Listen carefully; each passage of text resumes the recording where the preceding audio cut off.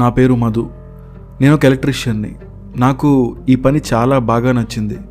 ఎందుకంటే కష్టం తక్కువ, డబ్బులు ఎక్కువ. నా జాబ్ని ఎంజాయ్ చేస్తున్నా. టైం 11 అయింది. ఎప్పట్లాగే నా వర్క్ని కంప్లీట్ చేసుకుని నా రూమ్లో పడుకున్నా. అప్పుడే ఒక అమ్మాయి కాల్ చేసి, మా రూమ్లో టీవీ పనిచేయడం లేదు, కొంచెం తొందరగా రండి అని చెప్పి ఎక్స్ట్రా 1000 రూపీస్ కూడా ఇస్తానని చెప్పింది. ఆమె వాయిస్ వింటుంటే 20 ఏళ్ళ అమ్మాయిలా ఉంది. బాయ్స్ గురించి తెలిసిందేగా. అమ్మాయి పిలిచిందని నేను ఆమె చెప్పిన అడ్రస్కి వెళ్ళాను. అక్కడ ఒక పెద్ద అపార్ట్మెంట్ ఉంది. ఆ అమ్మాయికి కాల్ చేసి, మేడం ఎక్కడున్నారు అని అడిగాను. 20th ఫ్లోర్, డోర్ నెంబర్ 508 అని చెప్పింది. లిఫ్ట్ ఎక్కి 20th ఫ్లోర్ బటన్ ప్రెస్ చేశా. లిఫ్ట్ వెళ్ళి 20th ఫ్లోర్లో ఆగింది. నేను నా మనసులో, దేవుడా ఆ అమ్మాయి అందంగా ఉండాలి అని అనుకుంటూ రూమ్ నెంబర్ 508 డోర్ నాక్ చేశాను. ఆ అమ్మాయి డోర్ ఓపెన్లో ఉంది, లోపలికి రండి అని చెప్పింది. నేను డోర్ ఓపెన్ చేసి లోపలికి వెళ్ళాను. హాల్లో ఎవరూ లేరు. దాంతో నేను బెడ్రూమ్లోకి వెళ్ళి చూశాను. అక్కడ ఎన్నో రోజుల నుండి కుళ్ళిపోతూ ఉన్న ఒక అమ్మాయి డెడ్ బాడీ ఉంది. అది చూడగానే నా వెన్నులో వణుకు పుట్టింది. అక్కడి నుండి వేగంగా బయటకు వచ్చి లిఫ్ట్ ఎక్కి గ్రౌండ్ ఫ్లోర్ బటన్ని ప్రెస్ చేశా. లిఫ్ట్ గ్రౌండ్ ఫ్లోర్లోకి వెళ్తూ ఉంది. అప్పుడే పవర్ పోవడం వల్ల లిఫ్ట్ 10th ఫ్లోర్లో ఆగిపోయింది. అంతా చీకటి. నేను నా ఫోన్లో ఫ్లాష్ లైట్ని ఆన్ చేశా. రక్తపు బొట్లు నా ముఖం మీద నెమ్మదిగా పడుతూ ఉన్నాయి. నేను నా తలను పైకెత్తి చూసా. లిఫ్ట్ పైన ఏదో నల్లటి ఆకారం అతుక్కొని ఉంది. దాన్ని చూడగానే నా వెన్నులో వణుకు పుట్టింది. అప్పుడే నా చేతిలో ఎవరో కుళ్ళిపోయిన గోర్లతో పొడిచారు. నేను వెంటనే నొప్పితో అరుస్తూ స్పృహ కోల్పోయి కింద పడిపోయాను.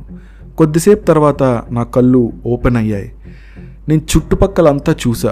అంతా చీకటిగా ఉంది. ఏదో బిప్ బిప్ అని సౌండ్ వస్తూ ఉంది.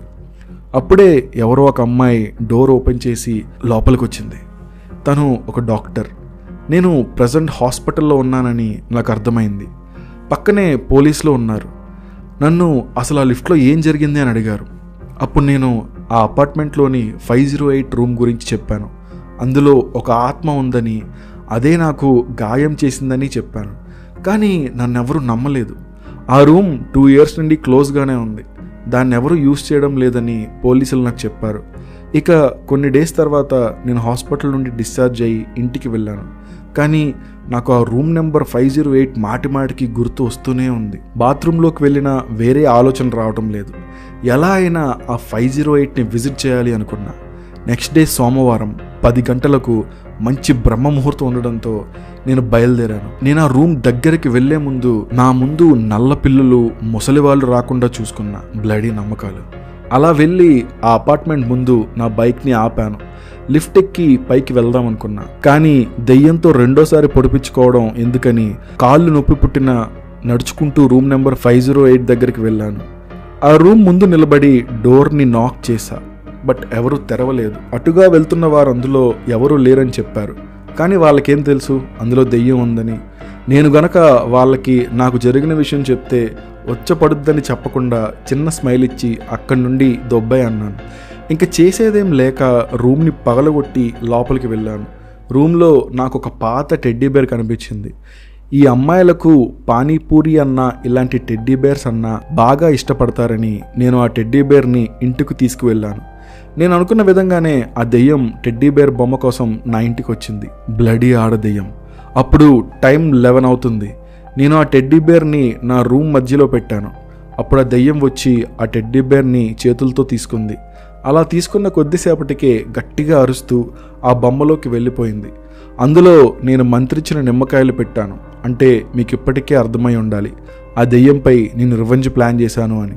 ఇక ఆ నిమ్మకాయలను తీసుకెళ్లి నా పెరట్లోని ఒక ప్లేస్లో లోతుగా గుంట తీసి పూడ్చిపెట్టేశాను. బ్లడీ ఆడదెయ్యం అరుస్తూ అందులోనే సమాధయ్యింది. కానీ నాకు నా డాగ్ పెద్ద దెబ్బ వేసింది. పక్కింట్లో ఒక అమ్మాయి రెంట్కి దిగింది.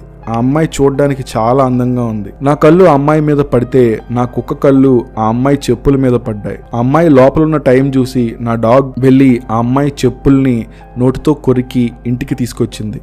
నాకు తెలిస్తే బాగోదని నా డాగ్ తెలివిగా ఆలోచించి ఆ చెప్పులను పెరట్లో ఒక దగ్గర గొయ్యి తీసి పాతిపెట్టింది. నా కర్మ కాలి అక్కడే నేను ఆ ఆత్మని నిమ్మకాయలతో బంధించి పెట్టాను.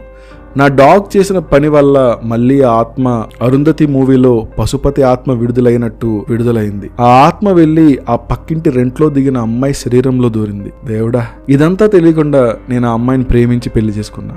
తర్వాత నన్ను ఆ దెయ్యం రోజు టార్చర్ చేయడం మొదలుపెట్టింది. ఆత్మ టార్చర్ తట్టుకోలేక నేను ఒక స్వామీజీని కలిశాను. ఆ స్వామీజీ నాకు మల్దారంకి కట్టుకోమని కొన్ని రింగ్స్ ఇచ్చాడు. ఆ రింగ్స్ని నేను మల్దారంకి కట్టుకుని తనతో కలిస్తే ఆ ఆత్మ నా వైఫ్ బాడీ నుండి వెళ్ళిపోతుందని ఆ స్వామి చెప్పాడు. ఇక ఆ స్వామి చెప్పిన విధంగానే నేను చేశాను. ఆ పని తర్వాత ఆత్మ తన బాడీ నుండి బయటకు వెళ్ళిపోయింది. థ్యాంక్ యూ సో మచ్ అని నా మనసులో ఆ స్వామీజీని తలుచుకున్నాను. మొత్తానికి ఇది నా లైఫ్లో జరిగిన ఒక భయంకరమైన స్టోరీ. ఓపిక్గా నా స్టోరీ విన్నందుకు థ్యాంక్ యూ వెరీ మచ్.